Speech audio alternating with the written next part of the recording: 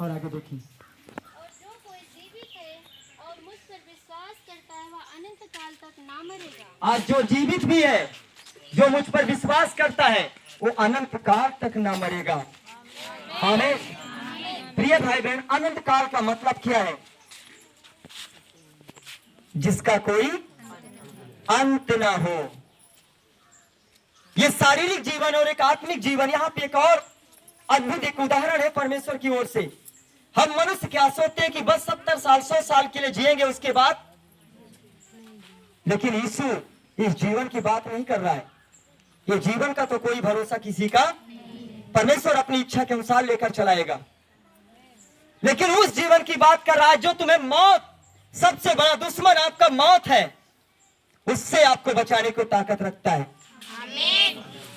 मौत भी आपका कुछ कर, आप मौत के कब्जे में नहीं, आप यीशु के हाथ में जाओगे। यीशु वही कह रहा है, यदि तुम आज जीवित हो और मुझ पर यदि विश्वास करते हो कि जिसका कोई अंत ही नहीं है, उस जीवन में तुम प्रवेश करने जा रहे हो। जिस जीवन का कोई अंत, उसमें तुम जाओगे, तुम मौत में नहीं जाओगे। तालियों को बजाइए यीशु के लिए।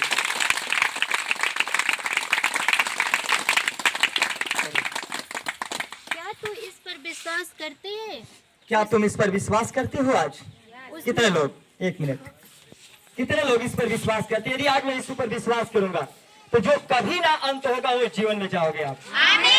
और आज मैं आपको बता रहा हूं, अगर प्रभु आज आपको यहाँ पे बुलाहट दिया, बुला रहा है, तो आपको इसलिए नहीं बुला रहा है कि मैं चंगा करूं, आपको इसी जीवन के लिए बुला रहा है जिसका कोई अंत नहीं है। हालेलुया। इसलिए आनंदित होकर ताली बजा के अपने प्रभु का स्वागत करेंगे।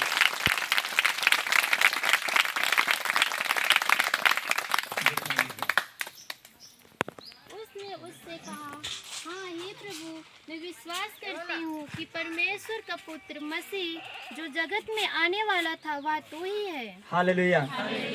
तब मरियम ने कहा, मार्था ने कहा, हे प्रभु, अब मैं विश्वास करती हूँ कि जो जगत में आने वाला था वह तू ही है।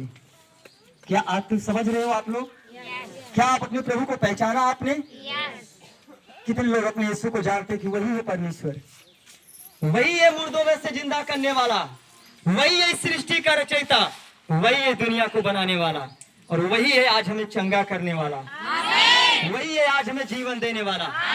इसीलिए जीवन के पास आए हो तो जीवन पाके ही जाओगे यीशु के नाम से। आज आपका मनोबल मजबूत हुआ कि प्रभु मेरे पास भले कुछ भी ना हो, लेकिन मैं तेरे सामने हो तो तुम एक नहीं 1000 में बदलने वाले हो। आमीन। अगर तुम्हारा विश्वास अपने प्रभु के करीब है तो तुम छोटी सी चीज, अगर आपके पास कुछ भी है, आजकल के मनुष्य के जीवन में कुछ न कुछ तो होता है। लिखा है उस विधवा के घर में जब एलिया नबी ने पहुंचा, एक चुटकी तेल था और एक चुटकी आटा था। उसके भी जीवन में बस थोड़ी सी आशीष थी, लेकिन प्रभु के सामने वो कहा कि जो कुछ तेरे पास है मुझे खिला दे। तो विधवा ने ये नहीं कहा नहीं खिलाऊंगी, वो बोली ठीक है मैं तुझे खिलाऊंगा।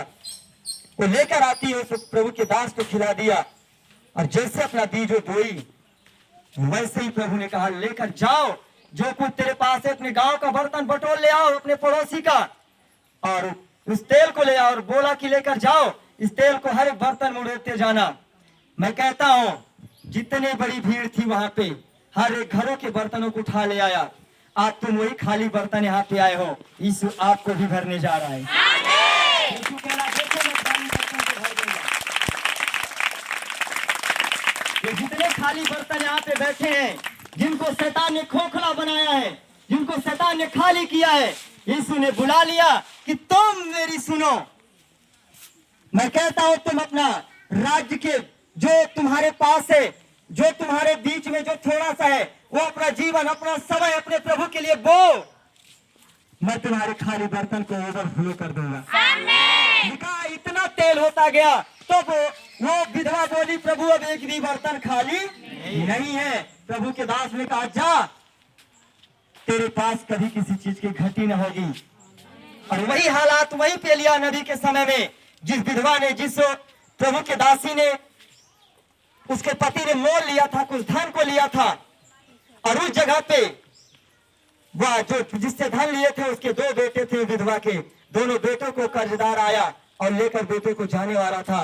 इतने में एलिय्याह नबी पहुंचता है। एलिय्याह के सामने रोने लगी कि तेरा भाई मर गया है, तेरा दास मर चुका है और अब उससे पैसा लिया था, अब वो मेरे बेटे को उठा ले जाने के लिए आ रहा है। मेरे पास कुछ नहीं है कि मैं उसको देकर अपने बेटे को छुड़ा लूं।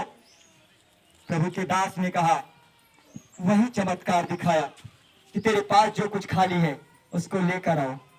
और प्रभु की दासी ने सारे बर्तनों को लेकर आया, उसमें भी वो तेल का भरपूरी किया था। हालेलुया। और बोला कि ले जाओ, इस तेल को बेचकर उस कर्जदार का कर्जा चुका देना और अपने बेटे को छुड़ा लेना। और देखो, इस दुनिया में अकाल पड़ेगा लेकिन तुझे किसी चीज की गति न होगी। हालेलुया।